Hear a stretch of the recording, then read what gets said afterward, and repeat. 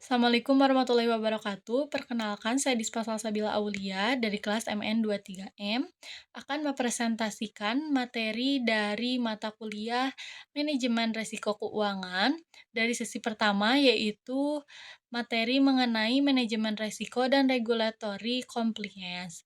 Yang pertama ada definisinya. Manajemen risiko. Manajemen risiko adalah proses mengidentifikasi, menganalisis, dan mengendalikan risiko agar dampaknya bisa diminimalkan dan tujuan organisasi tetap tercapai tujuannya. Tujuannya melindungi aset, mengurangi kerugian, dan meningkatkan efektivitas. Selanjutnya ada regulatory compliance.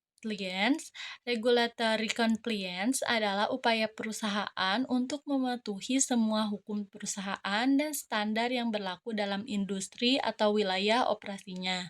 Tujuannya agar bisnis berjalan sesuai aturan dan terhindar dari sanksi. Selanjutnya, yang kedua ada hubungan manajemen risiko dan regulatory compliance. Manajemen risiko dan regulatory compliance saling berkaitan erat dalam menjaga keberlangsungan dan integritas organisasi. Hubungan keduanya diantaranya yang pertama yaitu manajemen risiko membantu mengidentifikasi dan mengurangi potensi pelanggaran terhadap regulasi. Selanjutnya ada regulatory compliance menetapkan aturan yang dapat dipatuhi dan manajemen memastikan kepatuhan terhadap aturan tersebut.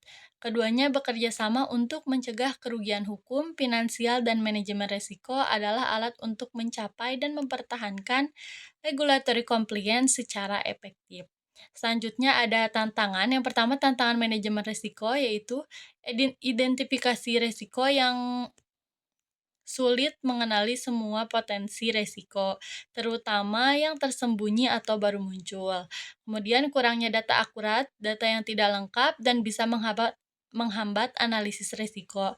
Selanjutnya ada perubahan lingkungan bisnis, risiko berubah seiring perkembangan teknologi, pasar, dan regulasi.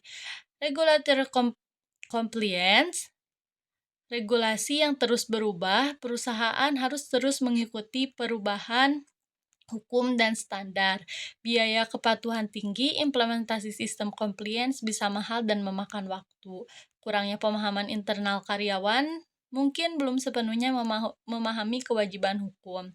Selanjutnya ada keuntungannya yaitu mengurangi potensi kerugian dari risiko operasional dan hukum, meningkatkan kepercayaan dari pelanggan, investor, dan regulator, memaksimalkan keberlangsungan bisnis dengan kepatuhan terhadap aturan, meningkatkan efisiensi operasional, melakukan pengendalian risiko, menghindari sanksi dan denda akibat pelanggaran regulasi.